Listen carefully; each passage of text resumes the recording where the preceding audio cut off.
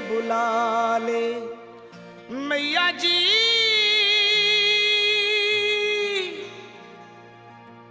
वो दर पे मुझे बुला ले मेरी मैया।